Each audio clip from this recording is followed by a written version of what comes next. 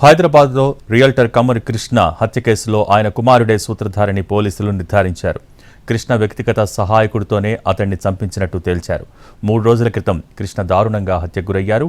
కుటుంబ సభ్యుల ఎదుటే కత్తులతో నరికి చంపారు. తండ్రి మూడో పెళ్లి చేసుకోవడం ఇష్టం లేక మొదటి భార్య కొడుకే ఈ హత్య చేయించాడు. తండ్రి మూడో పెళ్లి చేసుకోవడంతో పాటు ఆస్తులు ఆమె పేరున పెడుతూ ఉండటంతో ఈ దారుణానికి పాల్పడ్డాడు. 25 లక్షల రూపాయలు ఇవ్వటంతో పాటు ఓ ఇంటిని కూడా ఇస్తానని చెప్పడంతో నిందితులు హత్య చేశారు.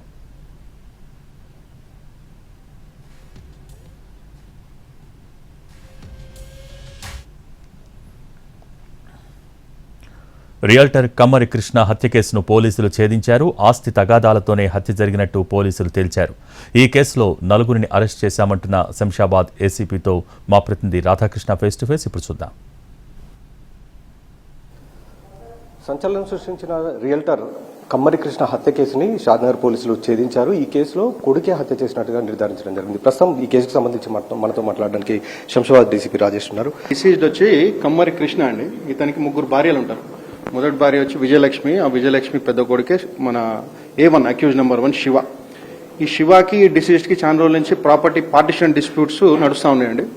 అంటే ఈ డిసీజ్ ఎవరైతే ఉన్నారో మూడో భార్యకి ఎక్కువ రాసిస్తున్నాడు ప్రాపర్టీ అనే దానిపైన కాన్ఫ్రంటేషన్ డిస్ప్యూట్స్ వస్తున్నాయి. కాబట్టి శివ ఏం చేసిండంటే ఒక సుపారి ఈ బాబా శివానంద్ అనే దానికి ఒక 25 lakhs ఆఫర్ చేసిండు. ఒక 2 lakhs అడ్వాన్స్ కూడా ఇచ్చిండు. ఈ బాబా శివానంద్ కూడా ప్రీవియస్ గా డిసీజ్డ్ దగ్గరే పర్సనల్ గార్డ్ గా వర్క్ చేశాడు 2015 to 20. So as part of కాన్స్పిరసీగానే ఎవరు లేని క్రమంలో 10th రోజు ఈవినింగ్ సుమారు 5:36కి అతనికి కేకే ఫార్మ్స్కి వెళ్ళి ఇతను ఇద్దరిని తీసుకెళ్లాడు. అకంప్లీస్ని తీసుకెళ్లి అతనికి గొంతు కోసి రిప్స్ పైన పొడిచి చంపేయడం జరిగిందండి. ఈ రోజు వాళ్ళందరినీ కూడా అప్రెండ్ చేసినాము. కావాల్సిన ఫిజికల్ ఎవిడెన్స్, టెక్నికల్ ఎవిడెన్స్ అంతా కూడా కొరాబరేట్ అవుతుంది. అంతా కూడా కోర్టులో సబ్మిట్ చేసి రిమాండ్కి పంపుతున్నామండి. ఎట్లా అనుమానం వచ్చింది సార్? ఇప్పుడు బాబా శివానంద్ హత్య చేశాడు, ఆ రోజు వాళ్ళ మూడో భార్య చెప్పింది. ఇతని పైన కొడుకు పైన ఎలా అనుమానం వచ్చింది? ఏ విధంగా? మనము ఫస్ట్ ఏమంటే టెక్నికల్ ఎవిడెన్స్ తీసుకున్నామండి. కొంచెం మనం దీనికి టెక్నికల్ ఎవిడెన్స్ కొరాబరేట్ అయింది.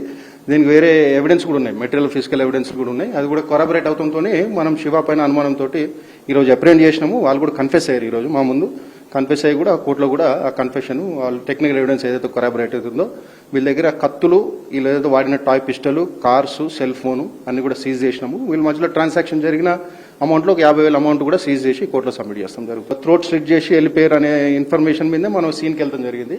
వీళ్ళ భార్య ఎవరైతే ఉన్నారో మన కమ్మరి పావని ఉన్నారో ఆమె కంప్లైంట్ పైననే ఆమె ఒక అక్యూజ్ని కూడా గుర్తుపట్టింది, బాబాని గుర్తుపట్టింది. ఎందుకంటే ప్రీవియస్గా అతని దగ్గర వర్క్ చేసింది కాబట్టి అట్లానే ఆ కంప్లైంట్ ప్రకారంగానే మనం కేసు రిజిస్టర్ చేయడం జరిగిందండి.